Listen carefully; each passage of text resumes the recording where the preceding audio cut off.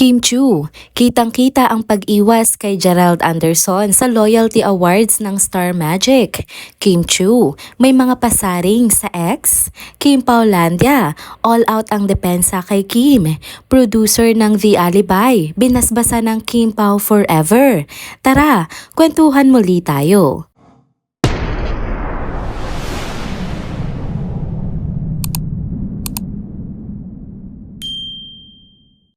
Hello mga ka-trenders! Welcome back muli sa ating channel.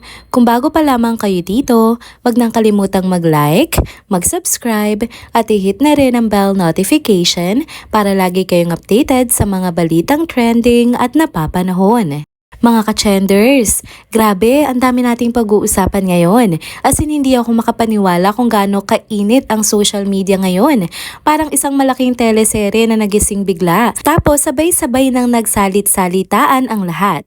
Pero relax lang tayo dahil uupuan natin to ng buo at malinaw. At syempre, kasama na naman sa gitna ng ingay ang pangalan ni Kim Chiu. So ayun na nga, may event nga 'di ba na dinaluhan sina Kim Chiu at Gerald Anderson itong nakaraang araw. Isa itong malaking event kung saan binigyan sila ng Loyalty Award dahil sa tagal na nila sa industriya. Professional moment dapat. Simple lang, walang issue. Pero syempre, alam niyo naman ang mata ng mga netizens at mga fans. Walang nakakalusot. Napansin talaga ng karamihan na umiwas nga si Kim kay Gerald. Hindi naman disrespectful na pag-iwas. Hindi rin sobrang obvious. Pero enough para mapansin na hindi siya comfortable. Yung aura niya, very quote-unquote, I'm here to work, not to rekindle anything. At andyan na nga, may mga Kimerald fans agad na nag-ingay online. May nagsasabi na sana daw kahit konting quote-unquote, throwback spark man lang. Yung tipong mabilis na kilig moment para lang masatisfy ang nostalgia nila. Pero mga ka-trenders, ang hindi naiisip ng iba, hindi lahat ng throwback masaya. Hindi lahat ng memories worth revisiting. Lalo na kung yung nakaraan ay may kasama pang sakit at issue na pinagdaanan ng buong Pilipinas. After nga ng event, dito na pumasok ang turning point. Si Kim nag-post nga sa X, 'di ba? Napag-usapan na din natin ito sa mga previous videos natin. Simple nga lang yung post, may kasamang biro pa nga pero ramdam mong may laman. Kahit may quote-unquote char not char pa siya sa dulo, alam mong may pinapahagingan. At doon na nga sumabog ang comment section. Parang isang buong barangay nag-online sabay-sabay. May natuwa, may nagalit, may nag-defend, may naglabas ng kung ano-anong opinyon. Pero ito nga ang pinaka nag-stand out, ang Kim Paulandia. Grabe ang suporta nila kay Kim. Parang isang buong team na agad nagbigay ng linaw sa mga tao na hindi tama ang pagpilit kay Kim sa isang sitwasyon na hindi niya gusto. Ang common sentiment nila, based sa mga nakita kong comments na similar ang points, hindi dapat i-pressure si Kim na bumalik sa isang moment na painful para sa kanya. Hindi mo pwedeng sabihin hindi mo binabypass ang feelings niya, tapos ipipilit mo siyang ngumiti para lang sa nostalgia.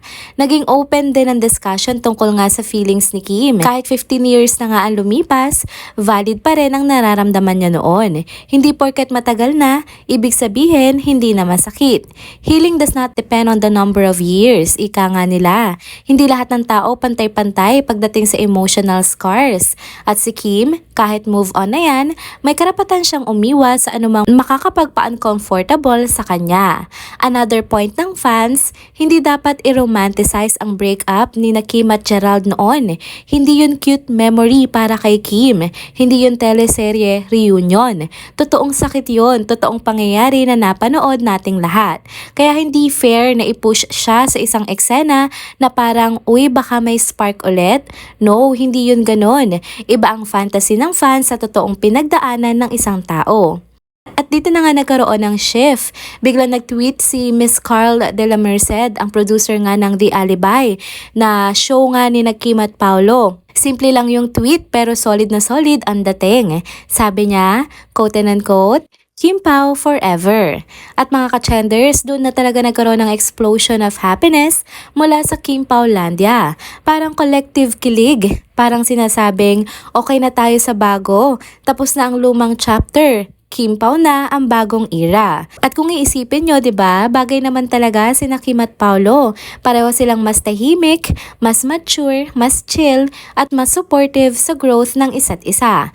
Nakikita mo sa kanila na hindi pilit, hindi force, hindi galing sa clout, natural lang. At ang mga tao sa paligid nila, lalo na yung mga nasa production, ramdam mong mas gusto silang makita sa isang mas healthy at fresh na working dynamic.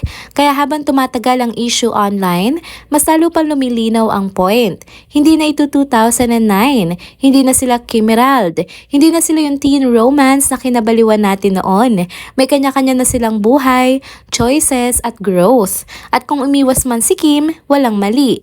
That's her right. Boundary yon, self-respect yon. At hindi niya kailangan magbigay ng moment kung hindi naman yon align sa emotional peace niya.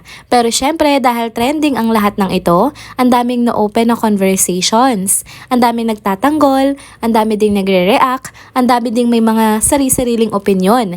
May mga nagsasabing dapat deadmahin na lang ni Kim ang mga fans ng Kim Emerald. May mga nagsasabi ding mas okay na nasagutin niya para malinaw.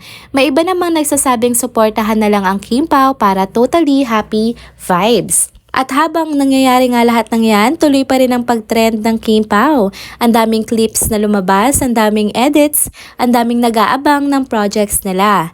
Para bang ang buong fandom excited sa bago, instead na idikit si Kim sa isang chapter na matagal na niya ngang sinara.